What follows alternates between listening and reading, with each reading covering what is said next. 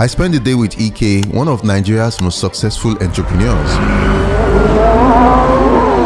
How many cars do you have in your inventory? Over 900. I am trying to build a $1 billion company. Our first goal is to have $1 billion worth of assets. He moved to the UK with nothing and has been able to build one of Europe's biggest luxury car rental companies. In today's video, he shares the story and shows me his plan to build $1 billion company by renting out some of the world's most expensive supercars to people. If I was to rent that car like in a day, like the Ferrari now, how much does that? Ferrari, a minimum charge is $2,500. Wow. Since coming into London, I would like to also touch on like the cost of living. What's it like? It's pricey.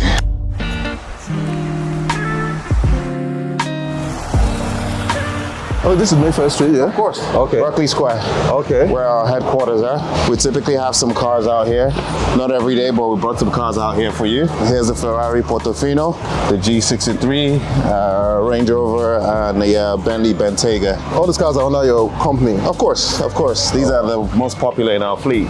This is my favorite. It's an easy drive. I thought I'll take you out for a drive and see how we go. Can I drive it myself? Okay. You can try. No, please. I don't want to buy markets. I'm riding in a Ferrari today in London. I don't know if this car is for tall people like me. Okay. It is actually.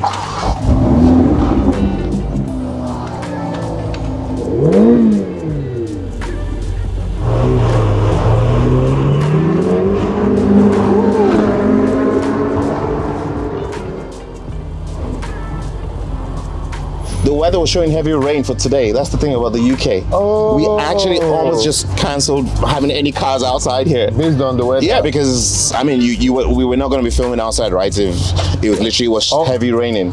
And then I was like, you know what? Just sometimes bet on yourself. The weather will be fine for you. I've been seeing a lot of like luxury cars like around this square. This is like a very high value area. I mean, this is Mayfair. This is your, if you're going to compare this to Lagos, it was the central of Ikoyi. Oh. Yeah. Okay. What I've heard and I've seen, London is pretty expensive. Like now we have a Lamborghini in front of us, riding in a Ferrari. Yeah. So what's it like living in London is the capital of the world, right? That's the way I see it. If you're trying to get to anywhere or do business in the world, you kind of have to stop in London first. It's a beautiful city when we have good weather. That's a beautiful Lamborghini. Yeah. We're all here enjoying the same city, you know? London is also very predictable, you know? You don't wake up and something's totally changed. Unlike some places. Exactly.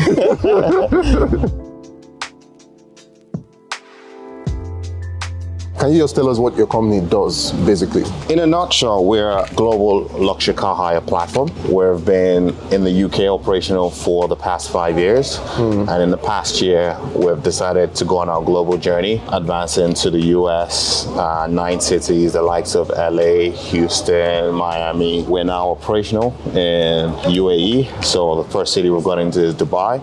Oh, wow, and as we speak, we're advancing into Europe, into 12 cities, the likes of Rome, Milan, Istanbul, Paris. So the great cities within Europe. The idea is once we conquer each tier 1 city, we move on to the next so that we're the #1 global platform and easily accessible for luxury car hire. Oh wow. I noticed you didn't mention Africa. Well, Africa is always tricky when it comes to entrance, right? When you're trying to penetrate with a new business or with a new idea or with a new concept. First places I intend to go to in Africa is Abuja. I believe there's a big culture for people who like supercars and fast cars. We would also offer our chauffeur service there. But in Lagos, I'm not so sure about offering a Ferrari. We need a little bit more space for that.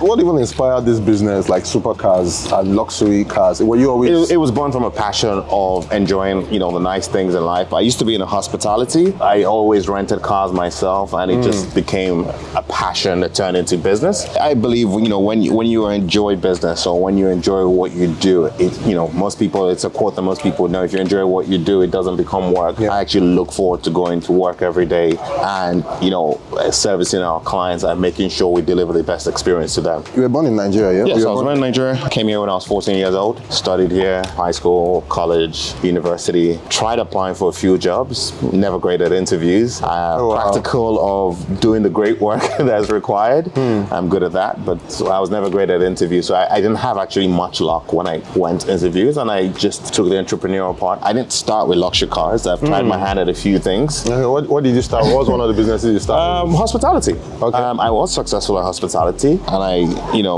just decided to veer away from that as I became a little bit more mature, and the drinking lifestyle was too tasking on me as I was maturing. Yeah. So that's where it morphed into something that became luxury cars. When you say hospitality, do you mean like hotels? No, like club nights. I started with club nights, but I've owned my own restaurants as well. It's something I'll probably go into when I have a little bit more time. I enjoy hosting, even in my home.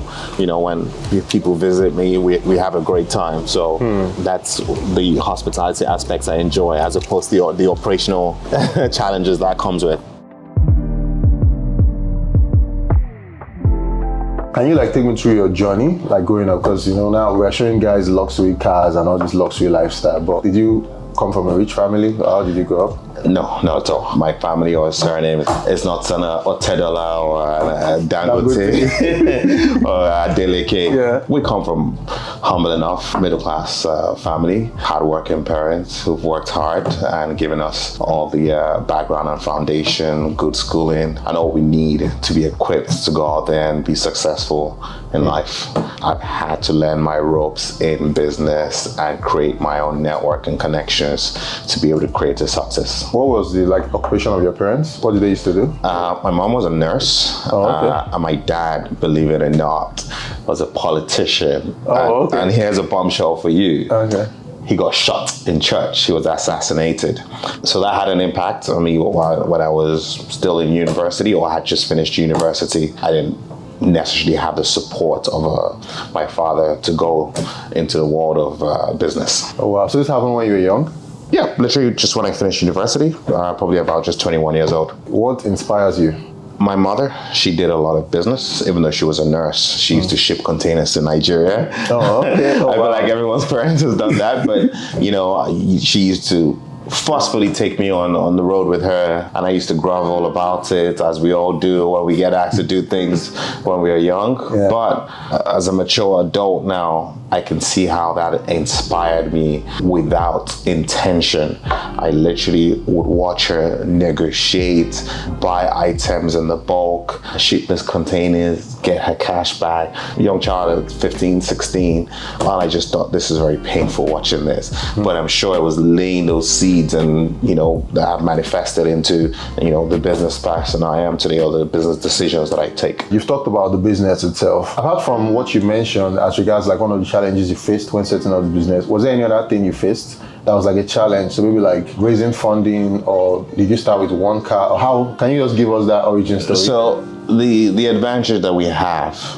this is usually a challenge coming into an industry like this, where you need to have 10 Ferraris, 10 Lamborghinis, 10 Range Rovers. Yeah. The only challenge we'll probably face is knocking on doors for suppliers to be able to deal with us, because you explain to someone you're a new company and you want to send them thousands of pounds of business, and you just think you're a time waster. Yeah. Everybody wants to see today's money when you're trying to establish relationships. So we face those challenges. So we focused on ourselves. We focus on marketing, what we're offering to our clients. And with clients, when you knock on door and you have clients, your suppliers tend to listen. So that's how we managed to overcome that challenge. And I'll say that's something for sure in any business. When you want to start a business and you start having meetings without actually having the business, typically people think you're a time waster. Yeah. But when you have the business and you go have those meetings, everybody wants a part of your business. So that's kind of like the chicken and the egg problem. That's correct. How easy was it for somebody who didn't used to live in London, who wasn't from London, to come in here and set up business? How easy is it for anybody? Is London a place where you can easily set up business? UK is probably the easiest place to set up a limited company. You can set up a limited company in 5 minutes. Oh, really? Yes. Perhaps later you'll be questioned on maybe your due diligence and send some paperwork in just to be sure of who you are behind the company. But in terms of setting up Ina Films Limited in the UK. That can be done in 5 minutes. Then I guess opening bank accounts, opening transactional portal, things like that take a little bit more being ingrained in the business network, understanding how to operate or how to explain yourselves when you're being asked by financial institutions, how do you transact with your clients so that you actually get the best rates or they get the best results or, establish the best relationships. What led to the decision of you deciding, or was it like a decision that your parents made for you, deciding to leave Nigeria and come here? Oh, it was a decision my mom lived here. My dad actually was still alive then in Nigeria, was still practicing politics. And my mom just thought, over time, her kids should be more in London and be closer to her. So over time, my dad was one of the people that would probably believe that the world was coming to an end in the millennium. People were terrified the world was going to end. This is not one of the summer movies where you can close your eyes during the scary parts. I still remember the exact date I came into the UK was the 5th of January 2000. So you had to wait a couple of days. So maybe the first day, second day after the millennium, just checking. Just checking if the world is. And then by the 4th, we flew over and I was here on the 5th of January 2000. Let's go into something related to Nigeria. So there's this thing happening, and I'm sure you've heard about it, where a lot of Nigerians are leaving Nigeria and coming to the UK. It's called Japa. Okay. I have a lot to say on that. Okay, what are your thoughts? Because I feel like everybody wants to come here. Mostly Nigerians, the main place Nigerians travel to the most is the UK. And everybody feels like, when you land here, it's like the land of milk and honey, everything just opens up for you. What are your thoughts on the whole Japa thing? For one, there's a reverse of that.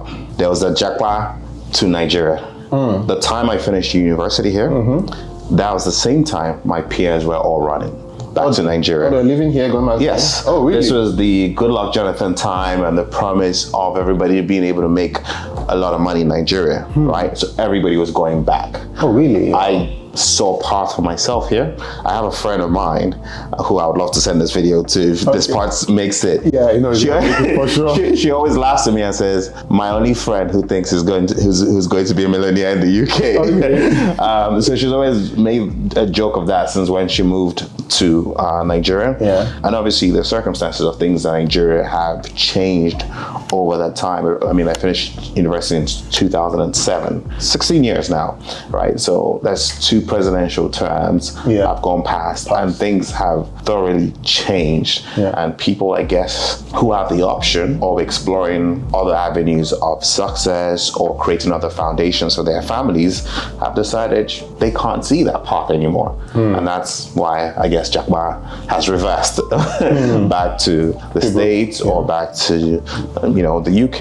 And it's not everybody that has that option. And I for one, I find it regretful that I'm not drawn to do more business in Nigeria. I have a very, very small business interest in Nigeria, not because I can't make money in Nigeria, but as I was saying to you earlier, I like the stability of the business in the UK. Someone can't come into my office today and shut down this building or knock down this building. That's not a possibility here. Just not. Doesn't happen. We'll probably get 5 years notice and I'll make plans, to protect my business against that. And somebody can also come and evict you if you have. Of course not. It's not possible. They're just things that would struggle with operating within such an ecosystem. So I don't blame those who are jackpotting back to the UK because they went back to Nigeria with a promise, and that promise is probably has not come to fruition for them, and that's why they're coming back. And they see better opportunities here, by all means. People are always saying, when everybody leaves, who is now going to build Nigeria? So how do you? There's someone who debates this question with me, Debola Williams, and he's obviously a champion of Nigeria, of Africa. And I don't have the answer, but I feel like it's in every one of us, including those who choose to stay. If you choose to be in Nigeria and to create a business in Nigeria, be the example, create the foundations. Don't be part of the problem, because some of us tend to be also part of the problem in the way we conduct ourselves in business, in politics, or in our family lives. So if you create a better Nigeria, where if that's your hub, then it would be more inviting to even those who decide to have created a hub elsewhere to say, you know what, there's no place like home. Let's all be back at home because that's essentially where we all want to be back.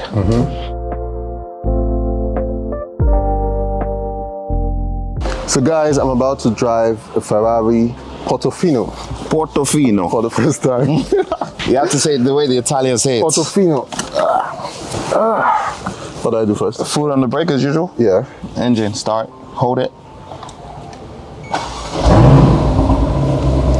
You have controls. Okay. Foot on the brake again. Okay. You see on the brake? Yeah, auto. Pull your flap once. There you go. Okay, Now this is lowest gear. Yeah, gear 1. Okay. Accelerate.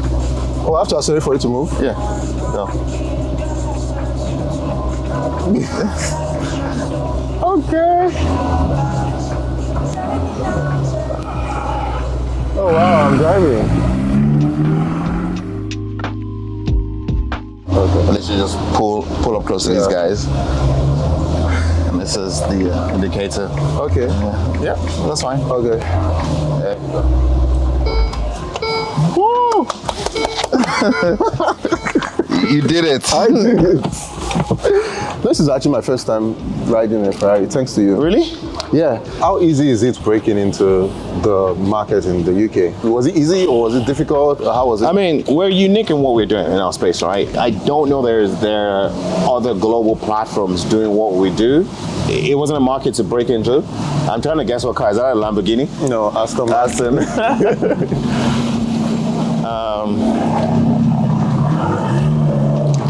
There's so many guys in luxury everywhere. Yeah, sorry. We're unique in what we do. I feel like we have started something. There is no break-in. There is no ecosystem for platform or luxury car hire and chauffeur services. We are creating something special that we can take globally. So you are more like even the pioneers. We are the pioneer in our space. I think so. Awesome. I can see like there's a barcode on this car. What's that for? It actually says, own me for the weekend. Oh, so if you were okay. to scan me and scan the barcode, you'll be able to see essentially the price of the car for the weekend, and if you want to take it out for the weekend. What car is this? This is a Ferrari 488? No, Ferrari Portofino. Most recent entry-level Ferrari. This is entry level? Yeah, this is entry level. Okay, I don't know. So it's easy to drive. Okay. You've seen how easily I drove it around the square. It's a great car. Great looking car. And a car like this will cost like how much average? This is just over £200,000. So You say just? Yeah. £200,000. I mean, it's light work.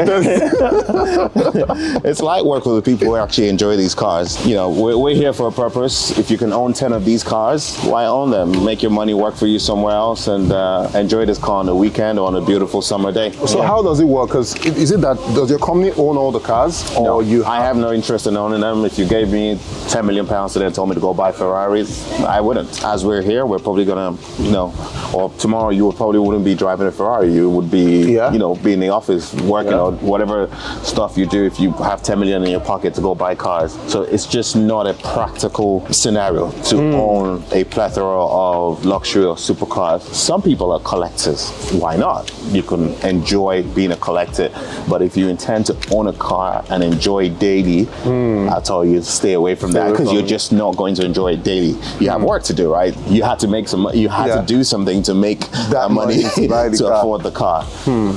So that's interesting because many people's dream is like, oh, I want to buy a Ferrari, I want to own a private jet. As Nigerians, basically, I can speak for Nigerians. A lot of Nigerians have this like big dream. Then after you own it, that's it. Okay. So it's interesting hearing you say this. No, after you own it, that's it. There's sometimes I have Ferraris or Lamborghinis parked outside my house. Do I get to drive them? No, because at 8 a.m. I'm in my office, and some days I don't leave until 9 p.m. or 10 p.m. So when do I then get to enjoy the car? Even though there's some time to enjoy it, I just want to relax at that point. I don't want to be, here in a V12 or V8 raring rapid. My brain has been working overtime all day. What was that transition process like for you? I can't say I knew what my journey was. You know, went to university. I was just hoping to be able to make money after I finished university, and you know, I ended up landing on a passion of mine, which it's something I'm very thankful for, because I know that a lot of people go to work and actually don't enjoy what they do. Whereas I am very happy to turn up for work. If I had to pick a job, this would be it. Oh wow. Yeah. If you could start your journey again, and if you could do something differently, what would you do differently? Like your business journey? I would spend less money. And when I say spending money, I mean wastage. Champagne impresses you, and you know, you want to be the loudest with all the champagne in the club and all the nice cars. Today, I mean, I live in Hampstead. I am either happy to hop on the train into work, which is an 18-minute journey, or sometimes I. How does that feel like? Because you basically have like the fanciest cars around. I love it. I honestly love it. It takes me 1 minute to walk from my home to the tube, and it takes me 1 minute to walk from the tube here in Mayfair to this office, right? So for me, when I look at efficiency, I called an Uber, I think it was yesterday, and it literally said 10 minutes for an Uber to get to my house. And I just thought, in 10 minutes, I'm already halfway to work, and I'm ready to leave my home. So for me, life is about efficiency. I think I mentioned to you earlier, I'm no longer interested in vanity. I'm interested in results and just doing things in an efficient way. Since coming into London, I think I would like to also touch on like the cost of living, because everybody says things are expensive. What's it like? It's pricey. And when you compare it to cities like Monaco, where the claim to fame for Monaco is you walk on the street and you try to buy a bottle of Coke, it's 20 euros, right? It might not be 20 pounds for Coke, but try breathing in London. Try breathing outside your house in London. Straight away, the cost start to amount. But like I said, again, these prices for living is as a demand. If there was no demand, costs would not increase. I'm sure, you know, there are the economical factors, inflation, interest rates growing, but the day-to-day man doesn't know about that. You know, there's a demand for these things, and as those demands happen, it will drive the cost up. If there was no demand, then, you know, people who are trying to sell stuff will just reduce the price. True. What would you say is one of some of the most important, would I say, rules for success from your journey and from where you are, where you started to where you are now? What were some of the most important things that you believe that? Take risk. Take risk. Take risk. Don't wait for everything to be perfect. Take the risk. If you count on yourself, bet on yourself. Like I explained to you earlier today, we almost did not even bring cars down to the office today, because we usually don't have cars parked outside, because we thought it was going to rain, and we thought, you know what, have the cars out there. We'll bet against the weather. And it worked out for us until 3 p.m. and it started to rain. Be honest, integrity. If you say you're going to do something, you do it. Segueing back to Nigeria, I do strongly believe that we need to embody a culture of integrity in business. If you say you're going to turn up at 3 p.m., turn up at 3 p.m. Everybody's time is valuable, because showing up and showing up on time means a lot. If you had the chance to change one thing about Africa, what would it be? Tough question. Very tough question. Maybe not one thing, we can run around. Equal opportunities. The wealthy, the middle class, to the underprivileged, so far beyond. As opposed to comparison to the UK, you can see someone who's underprivileged, and you literally could see them walk into this office, or you could see them walk into a restaurant, and you would not have an idea they have to go back home and, you know, live in a shack.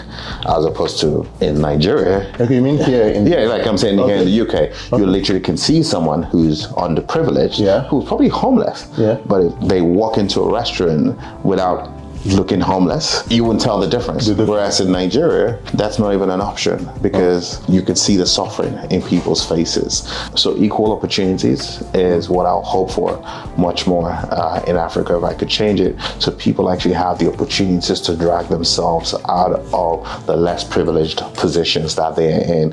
And because that's everyone's goal in life. Everybody wants to be successful. Everybody wants to, some people might not even want to be as successful as a Bill Gates or Jeff Bezos, but they do want to make a success of what they feel is a success to their life. Awesome.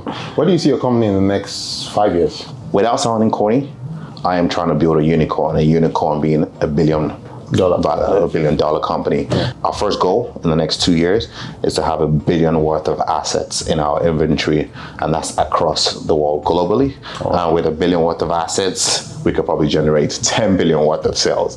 And on that journey, immediately we can become $1 billion valued company. You know, you just said billion, plenty billion.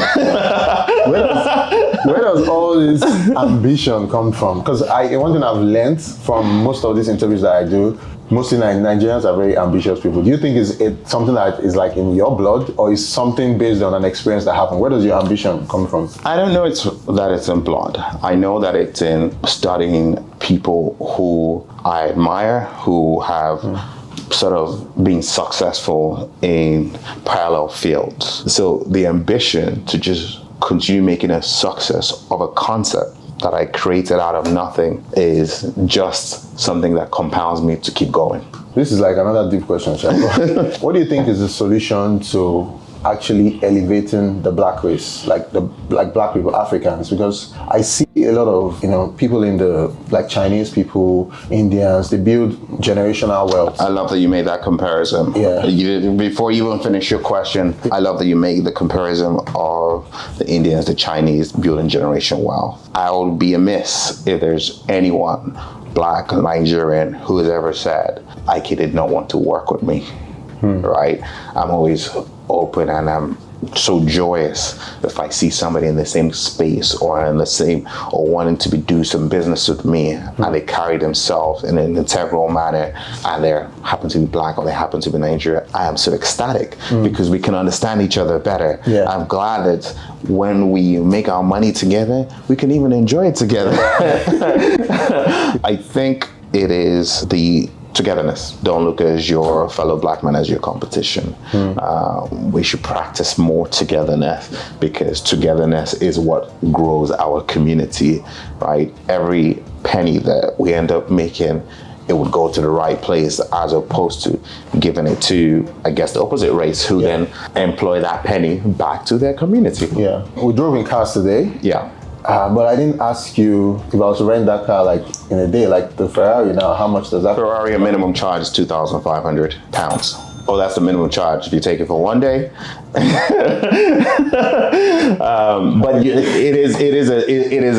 we have a standard like sort of minimum rate of 2 days. So if you decide you want it for one day, we still charge you a minimum of £2,500. It's worth it. How many cars do you have in your inventory in total?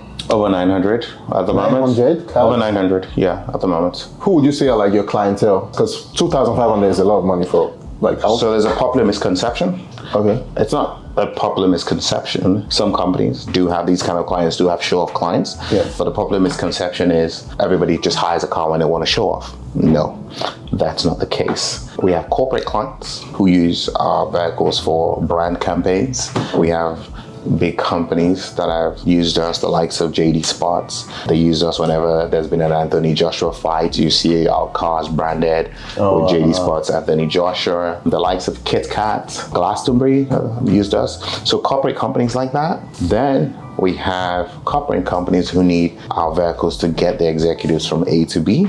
Then you imagine yourself as a millionaire, which I'm sure you are. Don't smile, claim it and accept it. I claim it. Amen. You imagine yourself as a millionaire in Dubai or in the US. Yeah. You fly into the UK. Yeah. You have 2 Lamborghinis, 2 Range Rovers, 2 Rolls Royces, and whatever amount of cars, 30 cars in your home. When you arrive in the UK, I guarantee you don't want to be in a Prius. Yeah. Right? Sure. So it is now what we call the minimum standard of living. So we have clients who are already traveling across the globe, and everywhere they stay, they just maintaining their standard of living. It's not a show-off thing. It's just, I need a car that I'm used to, that fits the person that I am. And those are our typical clients. Now I understand it better. That's like the rich people. That's how the rich people live. So I think my final question for you is, there are so many people, Africans, who are watching this from across the globe, and they're probably inspired by your story. What would your advice be to a lot of young entrepreneurs who are probably just getting started on their journey or are already on their journey? I have a popular thing, forget the logo. Go out there and make business happen. You can create a perfect logo whenever. So that's always a start when I see someone excited. Oh, we have to make the logo, we have to make the website. Forget the logo, forget the website. Yeah. Go out there and make the business. When you have hundreds or thousands or possibly millions, again, it could be in an hour, it could be in pounds, it could be in dollars, coming through the door. I promise you, some of the biggest companies in the world, their websites are the worst. So go out there and make your business happen. Show proof of concept. The proof is in the pudding. Then branding, marketing, and all the creative stuff that you might want to do, especially if you're not a creative, leave that to the latter part. Focus on making a success of the core of what your business is. Thank you very much. Thank you very much for an awesome interview. So guys, My pleasure. So guys, I'm going to put the links to the company in the description below. If you're ever in any of the countries it's mentioned, if you're in London and you want to live like the 1% of the 1% and rent all these expensive cars that you've seen us driving today, just reach out to them and tell them Tyler sent you. So guys, that's all we have to share with you today. If you like this video, please hit the like button and subscribe to the channel, and we'll see you guys in the next one. Peace.